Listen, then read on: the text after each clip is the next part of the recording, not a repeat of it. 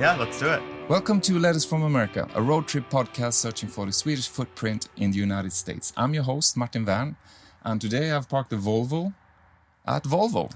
And with me in the Airstream is Thomas McIntyre Schultz. Yes. From Volvo. From Volvo. Welcome. Thank you very much for having me.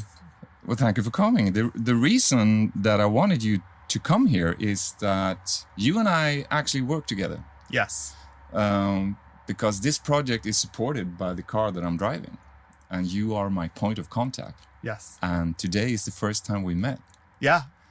And the Swedish footprint of Volvo, last year you celebrated 70 years in the United States. Yep. And that was the point, I'm not really at, but there was that, we called it PV car. Yeah. That was shipped to... PV444. Exactly. Yes. It was shipped to America in 1955, is that right? Yes. Yes, to California first.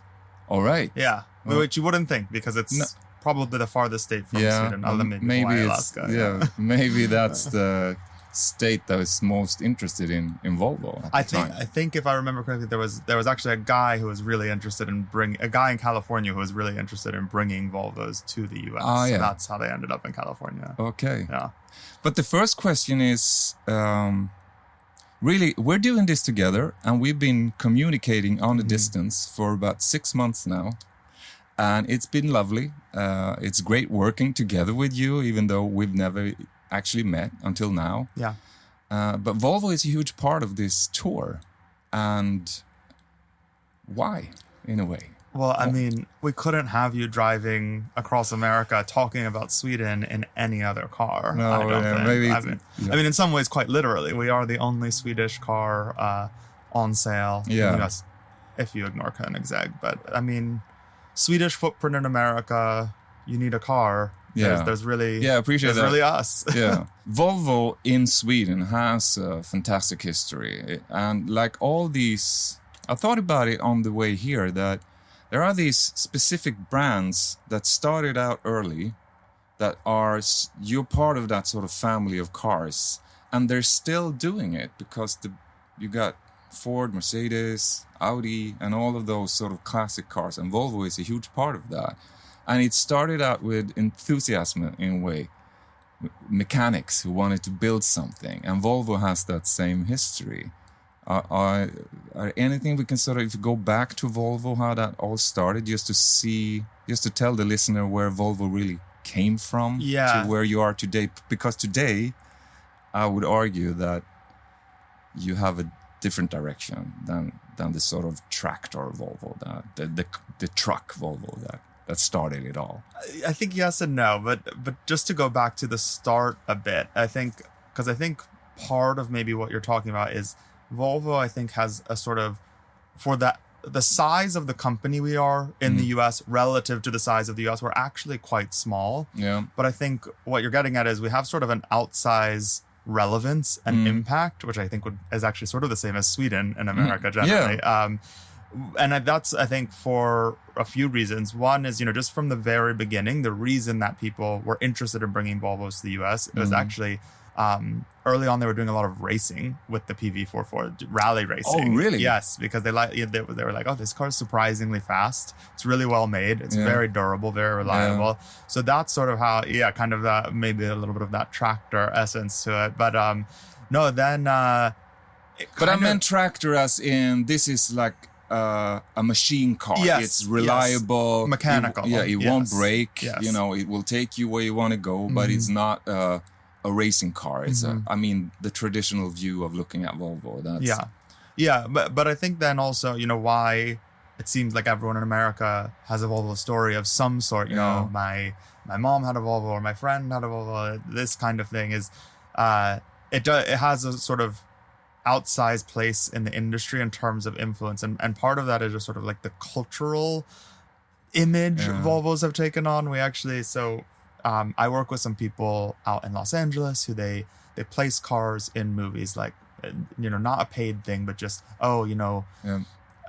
Steven Spielberg, whoever it is, he wants a Volvo for this character. Can we borrow one? So we do that a lot. And we learned that it's Volvo and one other brand that are always like the go-to for certain characters in American movies. So if you want to portray someone as reliable and steady and sort of solid, it's a Volvo. And then if you want to portray someone as a real jerk, it's this other brand that I won't mention because I don't think that's fair to them. But you can write it down. I'll tell you after. It's always the teacher, the professor, the sort of anti-hero that you know, but the ones you can count on. The unexpected guy that sort of saves it in the end. He drives a Volvo with corduroy pants. No, but that's really true. Because you mentioned the Swedish story,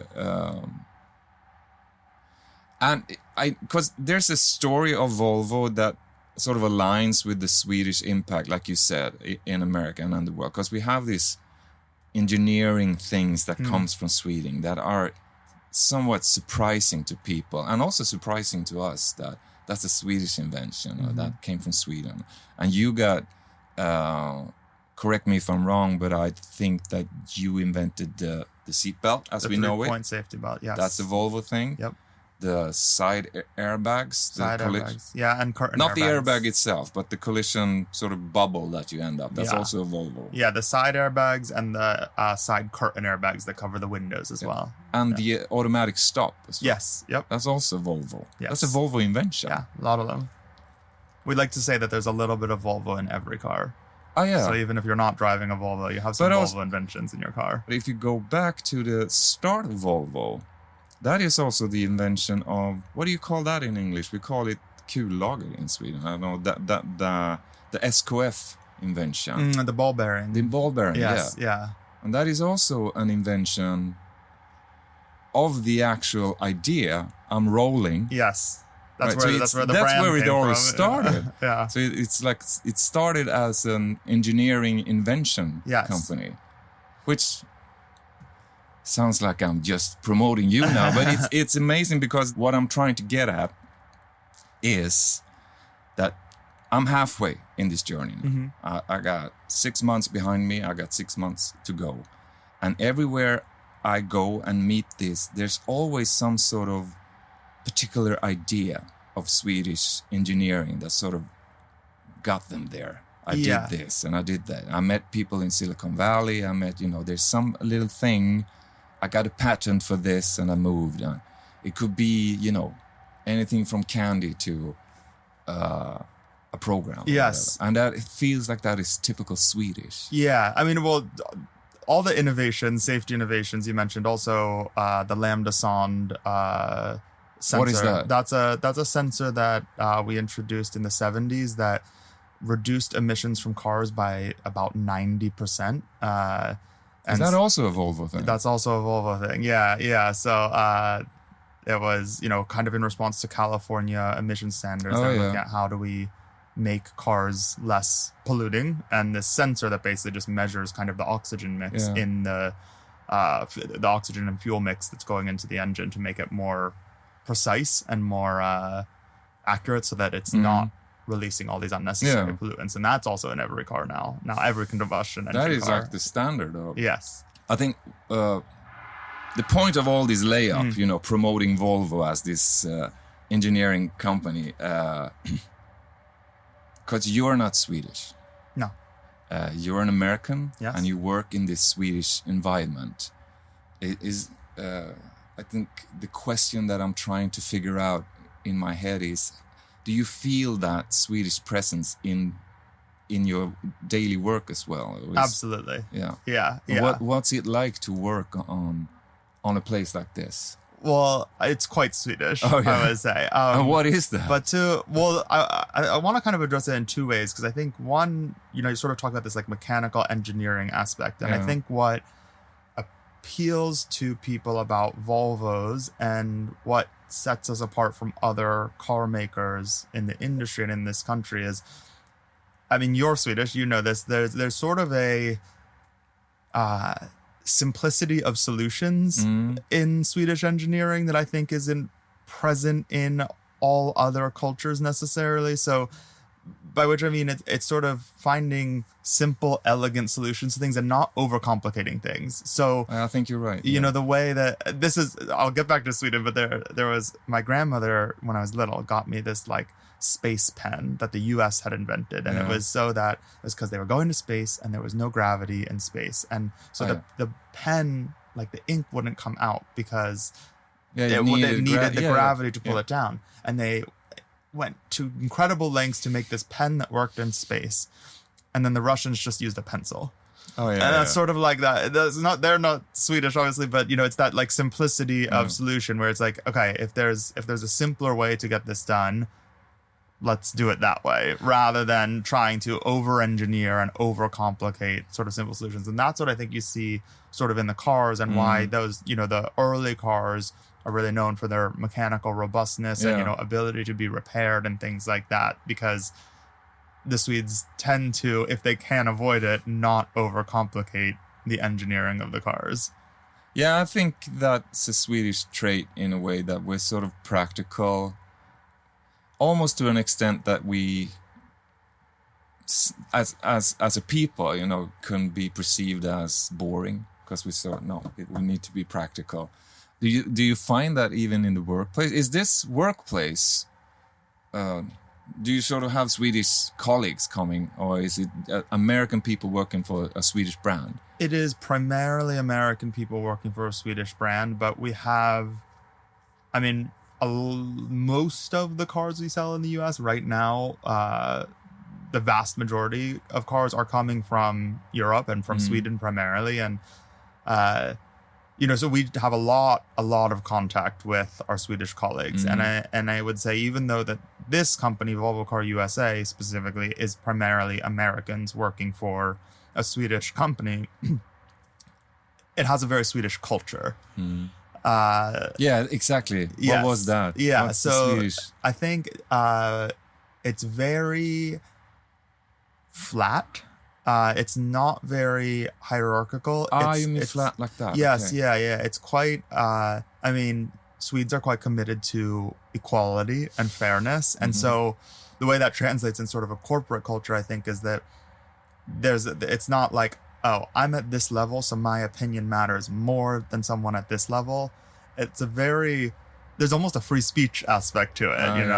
I always like to go, we have an intranet, like an internal webpage where people can leave comments, and I always love to look at what the Swedes are saying, because they go wild. They will say anything. Yeah, so it's very, you know, it's not like... No filter. Yeah. They don't fear... other people in the company, which I think is really nice. There's not a fear of being punished for speaking your mind or anything like that. You have to say it. Yeah. This is what I think. To the practical aspect. You need to know what the employees are thinking. Exactly. So. You need to know. Why shouldn't I say it? I mean, and it's also, you know, the idea that this is happening, so it's a fact. Yes. So everybody needs to know. Exactly. But Thomas, the guy working a Volvo, sitting in front of me. Yes. Who is Thomas? I'm working communications at Volvo, living in New York. I've actually been at Volvo for almost 10 years now. Oh, yeah. Yeah, it's been quite a journey, a lot of different positions. And it's actually funny that I ended up at a Swedish company, because my family were not Swedish at all, you know, by blood, but for some reason keep being drawn back to these Swedish entities and influences in America. My grandfather worked in Sweden when my father was younger. Oh yeah. At Karolinska and Stockholm, and then Sahlgrenska. The hospital. Yes, doing some research there. I did a exchange year, a gap year in Sweden, in Jönköping. And then that's interesting. And also my parents. But why? Yeah. Sorry, but what led you to do a gap year in Jönköping of all towns? But well, Jönköping was a random placement. I had just selected Sweden, but it was. But why did you want to go to Sweden at that point? It was because my father had lived there, so I was curious. They did it in like the 60s and 70s, and so I had sort of heard about it, and I really mostly wanted to do a gap year, and I was like, what country should I do? I guess Sweden works out. Sweden. So you stayed in Jönköping and studied for... Yeah. I did for a year of high school. Yeah. How was that? It was fun. I enjoyed it. Yeah. Jönköping's I think Jönköping is a bit underrated. I think very pretty with the lake right there. With the big lake. And I think it has the best kebab pizza in Sweden. Yeah. That might be controversial. You're the second person that I meet on this journey that sort of Swedish pizza. So it's a weird thing. It's really weird, and it's actually, I would say, really unexpected from Swedes. Yeah, exactly, because we can put anything on a pizza. Yeah, anything on the pizza. And what I've never understood, you go to Sweden and you go to a pizzeria, and like everyone gets an individual pizza, but it's humongous, which is also not very Swedish. Like it doesn't feel like it's the right size. No. It's so big. I don't know why that is, but we have a special love for that dish, the pizza. Yeah. It's almost that we sort of adopted it and made it Swedish. Yeah, I would agree. And I don't think you can get Swedish style pizza anywhere else. No, if you ever go, I mean, it's just weird. So anyone listening who's going to go to Sweden, you have to try. You can have a pizza in Sweden without nobody blinking with French fries. That's not even a thing. That one. Yeah. That's just... but still, I want to know more about you. You live in New York, in Manhattan. You've been in Jönköping, over here. Yes. Have you always been a New Yorker, or where do you come from? I come from Pennsylvania originally, so that's a bit south. Yeah, not so far from New York, but now it's easy. It's an easy drive. Yes. Or train ride even. Or a train, But you're in a car company, so I know. So you got to drive a Volvo, of course. No, I came to New York for school and just never left. And, I love it. In the middle of the world, in a way. Yeah. I mean, well, especially right now. I mean, you're in New York and we have the World Cup going on. We just had the Knicks win. So there's a lot going on. A lot of celebrations in New York. But the life of living we talked about working on a Swedish company, and you live in Manhattan and you take your car out here, and I know because we've had contact frequently. You live a busy life. There's a lot of things happening. You travel a lot. You visit Sweden often also, as I, and it's just a high tempo world for you, right? Yeah. How do you sort of cope with that type of living? Is that just to keep you going, or?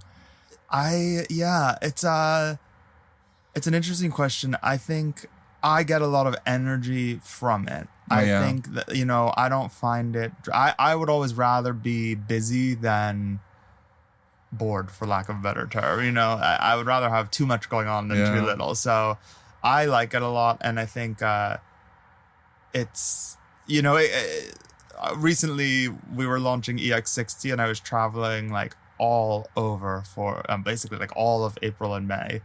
Because your job is sort of telling the story about the launch, right? Yes, and particularly for the US audience. So for example, we took some US media over to Sweden to experience our overseas delivery program and to see the start of production of the EX60 in Torslanda. In Gothenburg. In Gothenburg, yes. And then we went to Spain and had everyone drive it for the first time. And so that was a lot happening all at once. That's not happening all the time quite like that. But yeah, it's things like that. But it's so fun because it's talking to people who are getting to experience our products for the first time and their unique Swedishness. What's the next? Where is Volvo heading? And where are you heading with Volvo? I think everyone in this building behind us is really excited to get EX60 here in the US. There's been a lot of talk about, electric cars in the US and are Americans interested in them or not? I think that this is one of those cars that will kind of break that barrier for Americans because it solves the reason. Is it secret? No, we can talk about it. Yeah. We can talk about it as much as you like. Yeah. You want to plug it? Is that what you're saying? Yeah. No. I know. I mean, I think the reason people don't gravitate to electric cars, essentially we identified 3 reasons: the range, how far do they go, the charging, how fast can they charge, can it be as quick or almost as quick as filling up a gas car, and the cost. They were more expensive, and EX60 kind of solves all 3 of these. It goes 400 miles up to, in certain variants. You can charge it as quickly as you can get a cup of coffee. It's about like 15 to 20 minutes to get a nearly full charge. And then the cost is equivalent to an XC60 plug-in hybrid. So there's no more barriers. And I just think it's the right car for this market at this time. And have you driven an electric car? No, I haven't. So I think this is a hybrid. So sometimes I drive an electric car. Yeah.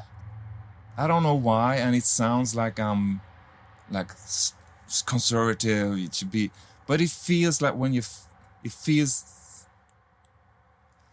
Maybe I have to edit this. I don't know, but it feels that if I'm doing it myself, putting gas into it, I know that it's filled and it's gonna work, and I got gas and. So I think maybe while you're here today, we should have you drive an electric car, because I will say I am a big car enthusiast. Yeah. Actually, I did something after I graduated college. I drove a Volvo across the country, just like you're doing now. Yeah. I mean, everyone's got to do an American road trip at some point. I want to talk about that. How much time do we have? Yeah. But so I love cars. That was a gas Volvo, manual transmission, great. But for 95% of what people are doing with cars, I would say at least, electric cars are just better. Yeah, they're better to drive, quieter, smoother, easier, less but mechanical. I think that people are maybe unexperienced, a little bit prejudiced. But you mentioned the charging thing, and if you're closer to sort of solving that, as you mentioned, with this new model, maybe you're doing something again with that history of finding something that will affect the market. I don't know how you did that, but for people like me, that's a big threshold. Yeah, I need to find a charging. I need to wait while I can just stop at any gas station and fill it up and just get on my way. So and since I have no experience of driving an electric, that's the prejudice I got, that I don't want to be searching for the right station, or I want to stop anywhere, I want to go anywhere, and I want to be in control. Yeah. And I know that it sounds like a grumpy old man, but that's sort of the thing that I have. Yeah, it's funny. Well, you're in a quite special situation because you're towing a big Airstream and you're driving across the country, so you don't have like a home base that you're going back to. No, but I'm not. This is not a situation that you target for. I would say that you're right. This is not our target electric customer right now. But it's funny because our global CEO Håkan Samuelsson, he was over here last month in May, and he said something which I think is very true, which is it's kind of funny that Americans don't have as much enthusiasm for electric cars, because it's actually like the perfect country for it, because most people have like one spot, garage, driveway somewhere that they park their car every night. And so if you plug it in at home, which like 90% of electric car drivers do every day, you never have to think about filling it up. That's a good point in a way. New York is sort of the exception to that in America, but for the most places, but New York is the exception of everything. You can't compare that. We just met, you and I. And I think this conversation that we're having could be longer. We don't have much time, but you mentioned road tripping. Yes. When was this? Since I'm doing a road trip, I want to know about you. 2014, so quite a while ago. In a Volvo? In a Volvo. Yeah. Yes. For the Volvo enthusiasts, it was a V70R with a manual transmission. Wagon, of course, And where did you go? From coast to coast? Yeah. So I graduated school in New York, and I... So even back then, you were like a Volvo head. So you've been in Sweden. There's something Swedish about you. Have you checked? Yeah. I did check. You did? The genetic stuff. No Swedish. No Scandinavian. Nothing. No. I'm not trusting that. Yeah, it appeals to me. Something about it. But I left school in New York, went to my parents in Pennsylvania. I went to see my sister in Colorado, stopped in Chicago, just went all over. Basically made it down to Los Angeles. I had to do Highway 1 up the California coast. It's a beautiful ride. Yes, out to SF. My regret now, though, I want to do it again someday, is going from SF up to like Portland or Seattle, because that part also looks really beautiful, and maybe a little bit less crowded. If you're doing that, I love this trip that I'm doing. Everywhere I go is just a new experience, and it's a mind-blowing experience sometimes, because places that you don't expect are just beautiful and lovely, and the people are super nice. And I this is just. But one thing that I was not expecting, because I went from San Francisco over to Reno. I had a meeting with a guest in Reno, and then I was heading back east. So if you're ever in Reno, heading to Colorado, you need to drive on Highway 50. I'm saying this to everybody. Mm-hmm. Go to Highway 50. It is promoted as the loneliest highway in the United States. It's not really, but it is a very lonely highway. Yeah. And it's just straight lines going through the desert and between mountains, and it will last for about 4 or 5 hours. It's just a beautiful drive. I mean, I went. I guess you started east and went west first. Yeah. So I had never. South. You were yeah. south. So I went sort of on like 70 out to. Basically made it to Denver, and then sort of continued on 70, but then was taking spotters. Like for people from the East Coast, because America, I mean, you've seen it now. It's so many different landscapes. It's in some ways many different countries. Yeah. I grew up in the Northeast only, and like had never really done much on the West Coast. And like once you drive past Denver and start going into the Rocky Mountains, and then you get into the desert and like Arizona and Utah, it's like just crazy looking. Yeah. It's like nothing you see on the East Coast of the United States. That was to me the most sort of exciting part of it. Like if I said, oh, do one section of a cross country road trip, I'd say go Denver to Los Angeles. Yeah, I would say that too, because that's when it shifts so much. And you see like several different climates within that, different landscapes and everything. I agree with that. And also, I think that it's easy to say that, there's so many states in the United States, and each state is like its own country. That's not really true in my experience. I would say that if you were to divide America, it's like 3 countries. You have the East Coast and the middle, and then you got the West with the mountains, and that's also like 3 different personalities. Well, where's the third one? So West, North, the East and the West, the sort of middle. Okay, so you're putting I'm putting in like 3 stripes. Okay, like that. Got it. So as someone from the Northeast, I would also argue that the Southeast is a different country too. Yeah, I got a funny story about that actually, because I met a guy in Alabama, and because I went out, there's a place in Alabama called Thorsby, that is a Swedish town, and I met him up there, and I told him that after Thorsby I was heading down to New Orleans, and he said, New Orleans? Those are Cajun people. those are weird. But I'm, you're Southern as well. Yeah. For him, it was just a different. Yeah. He was the same. Yeah. I don't know how to explain that. Maybe I have to edit that also. I don't know. No, I get it. New Orleans also is a very distinctive city. I mean, you can't confuse it for anything else. No, that is a country of its own, I would say. New Orleans, that city. It's a little bit. It's not similar at all, but in the same way that Manhattan is not representative of New York even. Mm-hmm. Manhattan is Manhattan, and then everything around it, and then you got America. Yeah, so it's just different. Have you been down to Miami yet? Yeah. Yeah, that's another one where I'm like, that's sort of a different country too. Yeah. There's something about Florida that I can't really put my finger on why I like it. Yeah. Because it's, it goes against everything that I've sort of come from. It's very flat.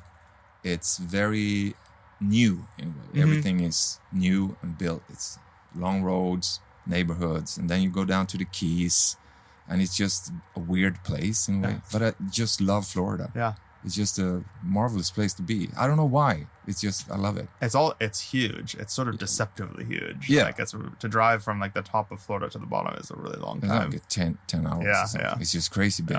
Yeah. So, as you can see on the map, there's a lot of signatures over here. And all of these are the guests of the show. And you've been in New York for a long time in your life, but you're from Pennsylvania. That's not really far in comparison of traveling across the Atlantic. So. But you're still from there, and you've been to Sweden. You've been living in Jönköping. You got some sort of mysterious Swedish roots in you that we can't really pinpoint, but there's something going on that we don't know. But the question is, where is home? New York. Easy. New York forever. Yeah. Forever. I think once you've lived in New York for a while, and if you have a New York personality, it's hard to go anywhere else. You really do. I draw a line here.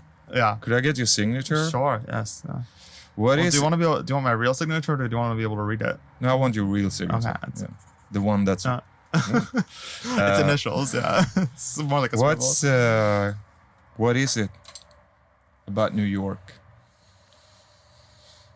Besides the obvious, I mean, we all know it's the center of the world in a way. There are a few towns that might compete. First that comes to mind is maybe Tokyo, maybe Paris, maybe. You know, there's a few towns across the world. Rio maybe could compete with it to be that sort of hub that is. What I mean by that is that it's not representative for the country where it is. It is its own being in a way, and New York is a city like that. Yes. So that's what I meant by obvious. But for you, what is it about New York? I mean, so I'll give you I think both of the answers I'm going to give you are sort of basic, but I'll explain. I mean, one is really, I think can be true of anyone anywhere, which is I've been there so long, it's where my family and my friends are. Yeah. And so that's it's as simple as that. That's your sort of network. It's like I have the majority of people I love in the world are in New York. So that's very easy. That's a very, that's the most basic thing. That's really the answer you need in a way. You don't need anything else. But for people who aren't in love with my friends in particular, this is sort of a base. It's like, it's actually funny because it really solidified for me when the Knicks won 2 weeks ago. There's an energy in New York that I don't feel elsewhere, and I don't mean that strictly as a good thing because I don't think everyone likes it necessarily, but and I don't mean it in the sort of there's Broadway shows you can go to and so much to do, but there's always something going on, and everyone in New York is always up to something. They're always, it's not a static place in any way. No. And I think part of it's the nature, my apartment's not big enough to be static in forever. You've got to go out and do things. So I think it's that there's just actually, this is a really silly example, but the other day there was a car accident in front of my building, which is not very common in Manhattan because people don't get going very fast. No. But and there's this big loud bang, and everyone came down from the apartments because they're all super curious and not everyone can see it, and to just figure out what's going on and talking to each other, and everyone's just everyone's curious, everyone's trying to figure things out, up to things. They're always doing things. Yeah. Sometimes really annoying things, but but my impression of that city, I don't know how I can describe it, but it's if you look at the piano, there's a certain, if you just took a tone on the piano, there's a sort of resonance to it. And New York has that. It's like a tone that happens. It's just that you're sort of trapped in that. And I don't mean the noise or the ambulances or the whistles, it's just there's a frequency in a way. And it's very notable for me when you leave, because it's it disappears. Yes. I think that contributes to the speed of it too. Everyone's I think so too. Yeah. And there's just always people on the street, which I love. And that actually makes me feel very safe in a way. I like people being around, but I go to other cities sometimes and where are all the people? Like a Swedish small town. Yeah. Yeah, but you can find this here as well. I mean, we talked about road tripping. I drove 2 hours through Texas. I didn't meet one car. That's just... Yeah. And you start to get nervous. What's going to happen? What if something happens? Yeah. I don't know what's going on, It was a pleasure talking to you, Thomas, and also to meet you now, today. Yes, it was great to finally meet you in person. Yeah, it's just great. And I think there's something sort of cosmically correct about it being right in the middle of your journey. Exactly. Yeah. It's just it fits. Yes. And also we got to talk about the car. Yeah. We got to plug the new car. Of course. That's my job, right? That's your job. But also the history of Volvo, to just wrap it up a little bit. It sort of follows the history of Sweden's presence in America with what's the English word? Ingenuity? Exactly. Yeah. It's really a Swedish footprint in the culture of America that people recognize. Yes, and that's what this show is all about. Yeah, and I would just encourage everyone, when you're watching movies from now on, look for the Volvos, because they're like. And you're going to tell me about that other brand now. Yes, I'll tell you. Once you turn it off, Thank you, Thomas. Thanks for having me. You have listened to Letters from America, a weekly road trip podcast celebrating the Swedish heritage in the United States. Produced in collaboration with the Embassy of Sweden in Washington, D.C., Volvo Cars USA, Volvo Trucks USA, and Airstream.